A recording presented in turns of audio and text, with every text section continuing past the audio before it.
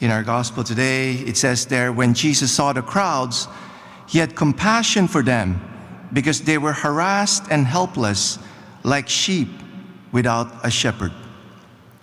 If Jesus would still be here today, physically, would his words still apply? Yes or no? Yes. Yes? Are you convinced it's yes? Yes, right? It says here, many people are harassed and helpless. Harassed. Have you been harassed? People stalking you, people nagging you, right? And experiencing all these negative emotions. That's being harassed. Okay? Harassed, like when people turn to money, pleasure, possession, power, and yet they're not happy. They're unhappy. They're being harassed by unhappiness. Okay? People full of fear, being harassed by fear, that they're being paralyzed. Okay? Trouble with relationship, being harassed by that. You live with somebody that you're having a trouble with relationship, you're being harassed every day. Okay? People suffering from guilt and shame, they're being harassed. Okay? And helpless. People can't turn to anybody for help, so they just need to rely on themselves. But they know they couldn't solve their problems. They couldn't take away these harassments on their own. That's why when Jesus came, he was full of compassion. Compassion is not just pity. Compassion is from the word cum, sharing, passion, the suffering. He shared the suffering of these people who are being harassed every day and who are helpless. That's why Jesus came, right? Jesus, it says here, Jesus proclaimed the good news. Jesus here expelled the demons from this person who is suffering from possession from evil spirits. And he cured every diseases and every sickness. And then he said this, the harvest is plentiful, but the laborers are few. Therefore, ask the Lord of the harvest to send out laborers into his harvest. And people would interpret this scripture saying, oh, we just need to ask. Ask.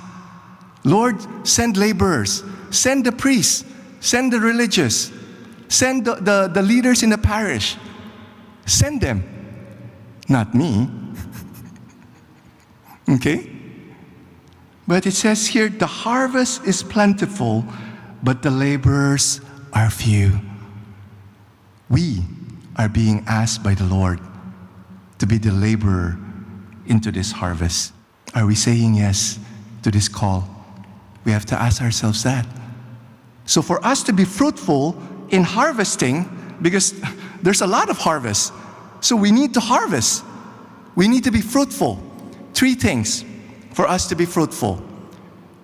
One is to grow in our intimacy with the Lord, in our relationship with Him, so that we would have His heart. We would also share that love that He has for others. That we would have this compassion.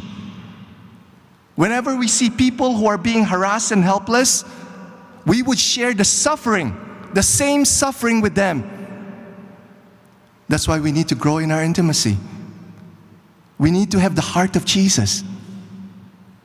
The second is we need to be a disciple of Jesus. To grow in being a disciple. And a disciple is learning from his master. Are we learning from him? Okay? He's teaching us so many things. Are we applying it in our life, in our ministry, in our efforts of evangelization? The third thing is we need to do what Jesus did. What did Jesus do?